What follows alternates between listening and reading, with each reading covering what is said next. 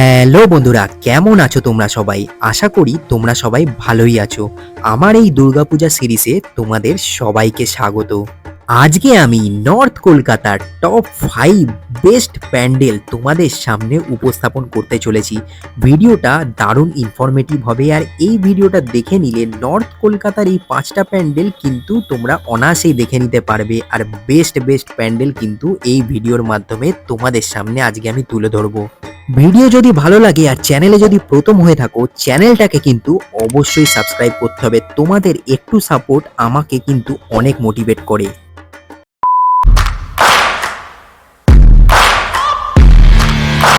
Hello বন্ধুরা, একটা fresh new ব্লগে তোমাদের সবাইকে স্বাগত। আজকে আমি তোমাদের নর্থ কলকাতার টপ 5 দুর্গাপূজা প্যান্ডেল ঘুরিয়ে দেখাবো। ভিডিওটা কিন্তু বাকি ভিডিওর মতো খুবই ইন্টারেস্টিং হতে চলেছে, তো বেশি আর টাইম ওয়েস্ট করবো না। এখন কেষ্টপুরে দাঁড়িয়ে রয়েছি, তো চলো যাওয়া যাক। আর চ্যানেলে প্রথম হয়ে থাকলে বলে রাখি, আমি ঋত্বিক, তোমরা দেখছো ঋতিবনি ব্লগ। তোমাদের সুবিধার জন্য আজকের ভিডিও আমি শুরু করলাম উল্টোডাঙ্গা স্টেশন থেকে। এই দুর্গাপূজা সিরিজের এটা আমার 3 নম্বর ভিডিও। তোমাদেরকে রিকোয়েস্ট করব বাকি ভিডিওগুলো একটু দেখতে, তোমাদের ভালো লাগবে। আজকের পর্বে আমার প্রথম মণ্ডপ আহিরিতলা সার্বজনীন। নর্থ কলকাতার অন্যতম বড় পূজাগুলির মধ্যে একটি হলো এই আহিরিতলা সার্বজনীন। এই মণ্ডপ ঘুরতে আসতে চাইলে প্রথমে তোমাদের মেট্রো করে শোভাবাজার চলে আসতে হবে। তারপর পায়ে হেঁটে একটু পথ এগোলেই কিন্তু এই মণ্ডপে তোমরা পৌঁছে যাবে। এছাড়াও 211 নম্বর বাসে চেপেও তোমরা অনায়াসে চলে আসতে পারো। মায়ের প্রতিমা কিন্তু এই মণ্ডপে অলরেডি চলে এসেছে, আর প্রচুর লোক কিন্তু ইতিমধ্যে ভিড় করতে শুরু করে দিয়েছে। খুবই মিষ্টি একটা ঠাকুরের প্রতিমা তোমরা এখানে দেখতে পাবে, অসম্ভব সুন্দর কাজ। এখানকার এবারের থিমের কথা যদি বলি, যতটা আমি বুঝলাম, বাঙালির জীবনযাত্রাকে খুব সুন্দরভাবে এখানে ফুটিয়ে তোলা হয়েছে। দেখতে পাচ্ছ কুমোরটুলির কিছুটা অংশ যেমন ঠাকুর নিয়ে যাচ্ছে, কিছুটা অংশ সাধারণ মানুষ মাথায় করে গণেশ ঠাকুর নিয়ে যাচ্ছে। এছাড়াও যে আমরা ডেলি রুটিনে যেমন বাস অটোয় চড়ি, সেই দৃশ্য কিন্তু তোমরা এখানে দেখতে পাবে। অলরেডি কিন্তু রিপোর্টাররা আসতে শুরু করে দিয়েছে। খুব তাড়াতাড়ি উদ্বোধন হতে চলেছে এই আহিরিতলা সার্বজনীন। আর্ট ওয়ার্ক যদি বলতে হয় বা আর্ট ওয়ার্ক কাকে বলে তোমরা যদি জানতে চাও, তাহলে আমি অবশ্যই বলবো একবার হলেও এই আহিরিতলা সার্বজনীনে এসে ঘুরে যেও, মুগ্ধ হয়ে তাকিয়ে থাকবে। এই প্যান্ডেল এক কথায় অসাধারণ। এই জন্য আমি এই সিরিজের প্রথমেই এই প্যান্ডেল রেখেছি। নর্থ কলকাতায় ঠাকুর দেখব আর কুমোরটুলি পার্ক সার্বজনীনকে বাদ দেব, সেটা কি কখনো হয় নাকি? কাজ অনেকটাই এগিয়ে গেছে। এবছরে এখানকার থিম 1 নম্বর গার্স্টিন প্লেস। ডিটেলসে যদি বলা হয়, গার্স্টিন প্লেস হচ্ছে কলকাতার উৎপত্তিস্থল, যার পিনকোড ছিল কলকাতা 1, যেখানে টোটাল 5টি বাড়ি ছিল।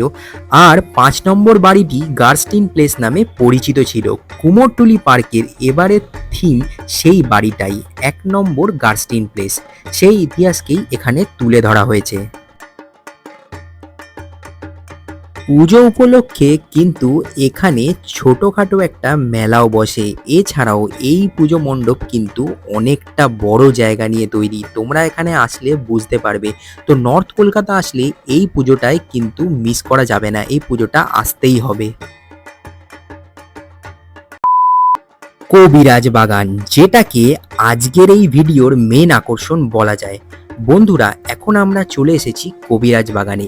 এখানে কি তৈরি করা হয়েছে আশা করি তোমরা বুঝে গেছো। নর্থ কলকাতার অন্যতম বড় পুজো কবিরাজ বাগান। এবারে এনাদের থিম গঙ্গার নিচে মেট্রো। যথারীতি এখানে তোমরা হাওড়া ব্রিজের রেপ্লিকা দেখতে পেয়ে যাবে। বিশাল বড় জায়গা নিয়ে তৈরি এই মণ্ডপ। দারুণ ভাবনা, অসাধারণ কাজ। নর্থ কলকাতা আসলে অবশ্যই এখানে তোমরা এসো। প্রতি বছর কবিরাজ বাগান এরকম সুন্দর সুন্দর মণ্ডপ আমাদের উপহার দেয়। এছাড়াও থাকছে অসাধারণ আলোকসজ্জা।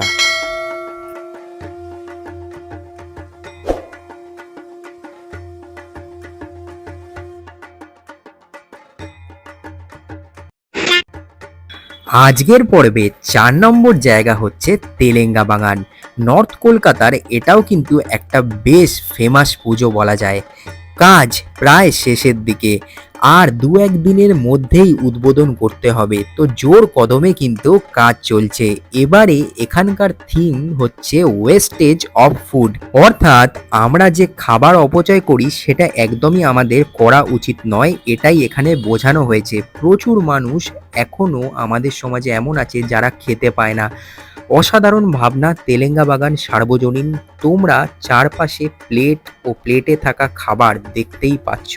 শুধুমাত্র আহেরিটলা সার্বজনীন নয়, যদি তোমাদের আর্টওয়ার্ক দেখতে হয় অবশ্যই কিন্তু এখানে এসো।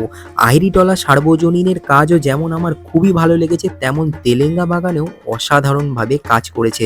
এখানে দেখতেই পাচ্ছ হাঁ করে থাকা কিছু মানুষের মুখ বানানো হয়েছে, যেটাকে মানে প্রতীক হিসাবে ইউজ করা হচ্ছে সেই সব মানুষজনকে যারা খেতে পায় না। মানে এখানে পুরো ব্যাপারটাকে খুব সুন্দরভাবে ফুটিয়ে তোলা হয়েছে। আর এইখানে সারি সারি প্লেট আর প্লেটে থাকা খাবার, মানে ওয়েস্টেজ অফ ফুড যে কনসেপ্টটা, সেটাকে কিন্তু ফুটিয়ে তোলার জন্য দারুণ কাজ করা হয়েছে। এখনও অনেকটা বাকি রয়েছে, তবুও অসাধারণ ভাবনা, বারবারই আমি বলছি। আর তোমরা যদি ভিডিওটা দেখছো, তোমাদের সামনে এতটা সুন্দরভাবে তুলে ধরছি সব কিছু, একটু সাবস্ক্রাইব করো, একটু সাপোর্ট করো। চলো যাওয়া যাক পরের প্যান্ডেলে। আমাদের আজকের ভিডিওর শেষ মণ্ডপ উল্টোডাঙার বিধান সংঘ। তেলেঙ্গা বাগানের একদম উল্টো দিকেই এই মণ্ডপ তোমরা পেয়ে যাবে। শোনা যাচ্ছে কলকাতার সবথেকে বড় নৌকো আমরা এই উল্টোডাঙা বিধান সংঘেই দেখতে পাবো। এখানে অনেক গোপনীয়তা মেনটেন করে কাজ করা হচ্ছে, সেই কারণে মণ্ডপের থিমের ব্যাপারে কিন্তু আমি বেশি কিছু তোমাদের বলতে পারবো না। যতটা আমি বুঝেছি, নদী বা জল বা সমুদ্র রিলেটেড কিছু তৈরি করা হচ্ছে, এরকম থিম কিছু। কারণ এখানে ভিডিও করা অ্যালাউ নেই। আমি অনেকটা লুকিয়ে লুকিয়ে ভিডিও করেছি, যতটা পেরেছি তোমাদের সামনে তুলে ধরার জন্য। এবার শুধু দেখার পালা উল্টোডাঙা বিধান সংঘ কি কি উপহার আমাদের জন্য রেখেছে।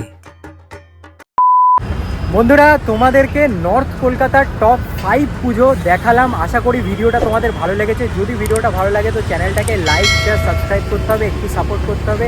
দেখা হচ্ছে নতুন একটা ভিডিওর সাথে।